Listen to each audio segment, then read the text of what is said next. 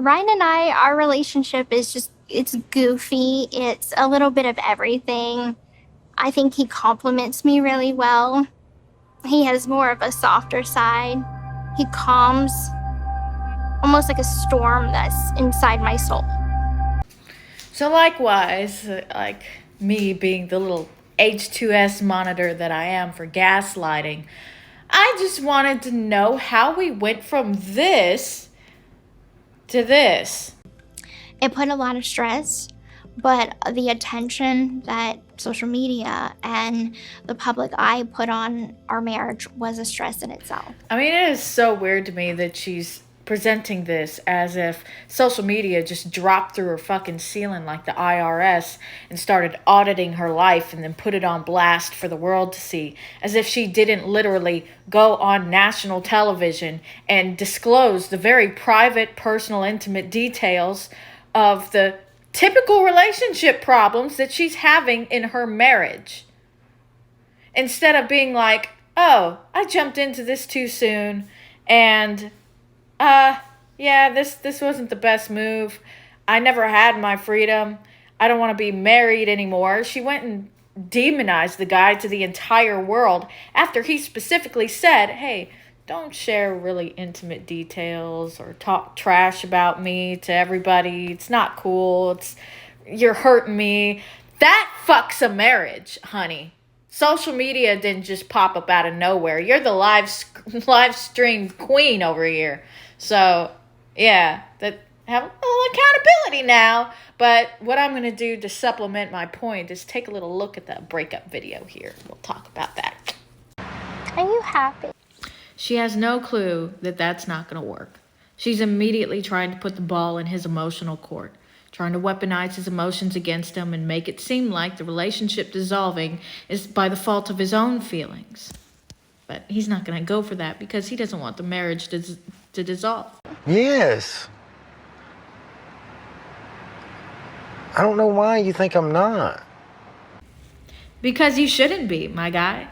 Gypsy has been continuously trying to manufacture issues in the relationship to make you lash out so that she could be the victim of the breakup and make you break up with her, or at least make it your fault that she's breaking up with you because her creepy ass stepmom that has no respect for marriages, and it's a miracle she's in one, has been consistently trying to hook her up with Ken.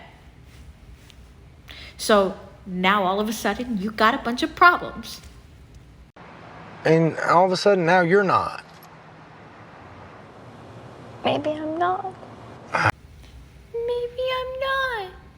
What? What was that? Okay. Tell me why.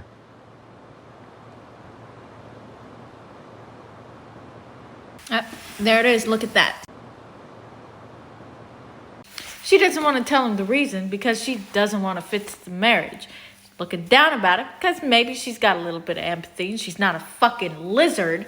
So she's kind of ashamed of the reason. The reason fucking sucks. It's not going to make him happy. It's not going to make her happy. So she doesn't even want to say anything about it. There you go. Run back to Ken, baby girl. I don't know. Look, I'm right here. Talk to me. Bullshit, histrionic, generic ass, Hallmark moment, make believe, manufactured reason for breaking up. Coming in 3, 2, 1. There's just sometimes that I feel like we're different people. Man, there's a great opportunity for a joke here, you know. Since she wants to be with somebody that's not a different person than herself, you know, then maybe she should go fuck herself. But I mean, come on, what does she want, a clone? That's incest. We are different people, but like we're not heading toward different things. Like, baby, it's okay to be different. Ryan, unless you're gay, my guy, you're heading towards different things. The Barbie girl needs her Ken. But we... No. Well, we'll call Ken. You're probably already talking to him anyway. Now, normally a statement like that would piss me off because it's like 9 times out of 10, no, there's not another dude lined up. You're just a prick and I'd rather be alone. But no, in this situation, he's absolutely right. And you notice how she didn't deny it. And that's the first time that she looked at him during the entire, or looked towards him during the entire conversation, just when he said Ken's name. So go figure. I'm a Barbie girl. Oh, my bad. It just took her a minute to deny it. And when she did, her body language sucked. Let's replay that a couple of times. You're not? Okay, then why all of a sudden are you not happy? She may or may not be talking to Ken, but doesn't it look like a little kid that got their hands stuck in a candy jar? Huh? Because I'm willing to bet that that's the reason that all of a sudden all these problems are happening, because you already know that creepy-ass stepmom's been communicating to her by Ken via proxy of herself. So, you're not, but you kind of are. Especially when that's the reason you're breaking up. When did this happen all of a sudden?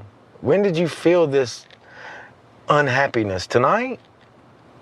Oh. Let's do marriage counseling then. Let's go to let's at least try. Instead of just throw in the towel. Let's at least try. I mean, I'm in therapy, you're in therapy. I know. She's in private therapy. She's not going to go beyond that.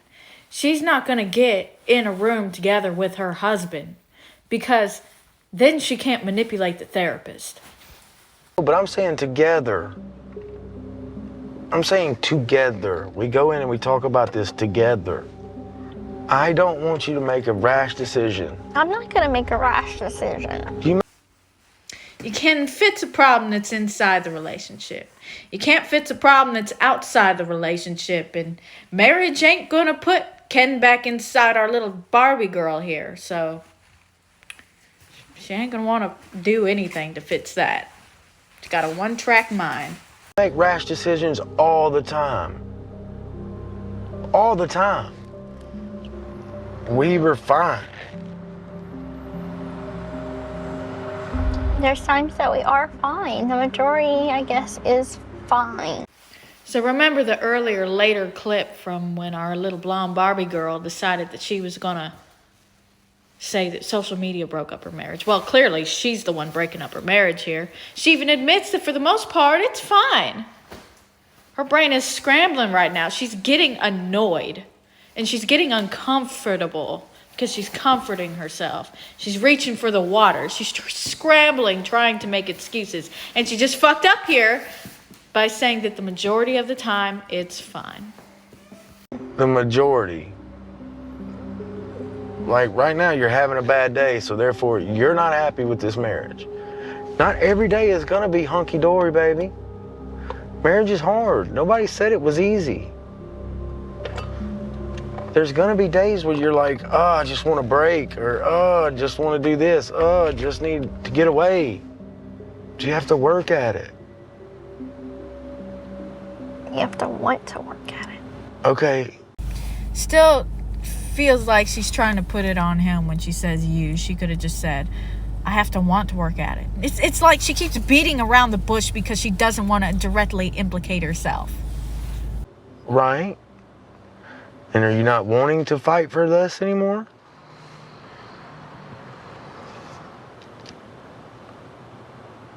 No? See, that's what I don't get with Gypsy. She could have just led with that because she knew from the beginning where it was going. Instead of creating this big dramatic conversation, giving him any inkling of hope, trying to paint it as his fault, she should have just been direct. But with Gypsy, everything has to make her look good. And if it doesn't make her look good, it at least has to be tragic enough to where she can manipulate it later to where she can be the victim. Again, she should have just fucking led with that.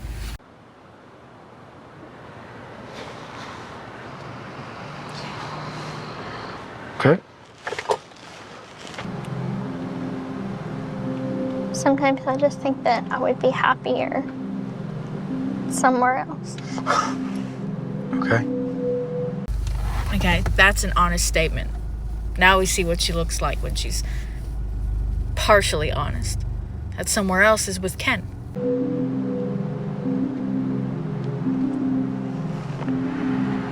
I mean, don't think that it doesn't hurt me. Bro, stabbing your husband in the back with the idea of divorce out of the blue and then twisting the knife with the fact that you want to be someplace else with another man is wild to bring up your own feelings. This hurts me. You're doing it to yourself. See, that's what people like Gypsy don't understand. Just because you're crying, just because you're hurt, just because you got all these terrible feelings about the things that are happening, doesn't mean that there's someone else's fault, and it doesn't make you a victim just because you're sad. No, you very well can be the cause of your sadness. Yeah.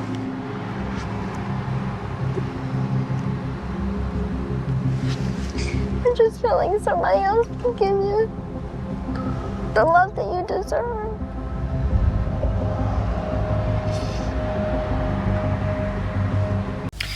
So basically, this is an offshoot of an inability to take accountability for one's actions so that they can weaponize everything against you later and twist the narrative to where that they're the victim.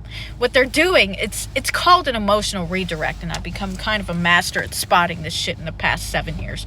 It's whenever something happens to you and you get upset because somebody's hurting you, and they react to your reaction to them upsetting you by getting even more upset, so that you have to stop what you're doing with your emotions and address their feelings at the time.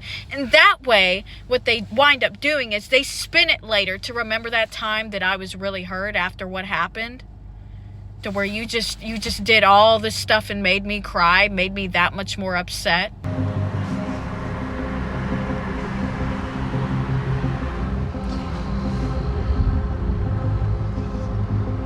And it's also them padding their statistics. Like, look how hurt I was through all of this. Look how hurt I was in this relationship. Completely avoiding the fact that they were the people that caused their own pain. Like, you don't fuck with people, and people won't react in ways that make you have feelings about the way they're reacting.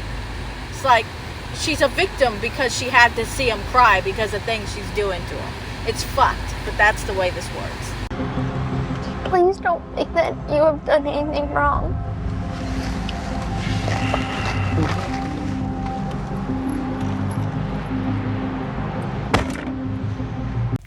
Well, there it is. She doesn't want to work on her marriage. She would be happier someplace else. The relationship was good most of the time, and when it wasn't good, it wasn't her husband's fault. She just admitted all of that.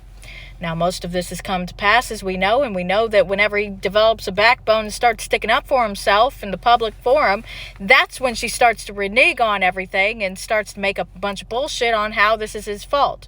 But if we look at the Lifetime show and various things that her husband has said, and, you know, looking back in retrospect of all of that, where he says, you know, she stated that I was just like her mother.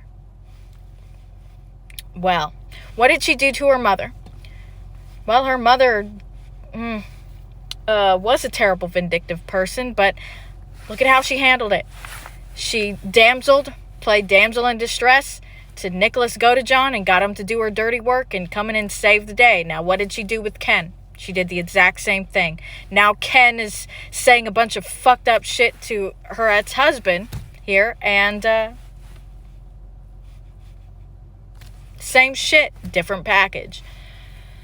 So it shows a lot of emotional immaturity. It kind of reminds me of what a teenager would think that an adult breakup should look like. And I tried to give her some credit and not be too hard on Gypsy because of how emotionally immature she is and emotionally stunted from everything that happened to her when she was younger. But I lose that pity for her when she's actively carrying this out like that. That vision of that for the intent of making herself look good.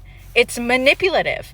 And even if a teenager is manipulative or a child is manipulative, you call them out and correct the behavior. So sure as hell, I'm not going to let that shit slide with her being an adult and still having the capacity to know better. Because I've seen her. We've seen her be smart and talk about these kinds of things. And she does have the ability to be metacognitive and recognize problems in herself and correct them as she goes along. But this is her just taking advantage of the thing that's got her by most of her life, from the situation with her mom, the situation with Nicholas Godejohn, the situation with prison, and the situation of her release, using this man to foster her lifestyle until she can find the next thing to get on, and demonize the last thing in order to justify it. So that's my take on this shit. And that's it.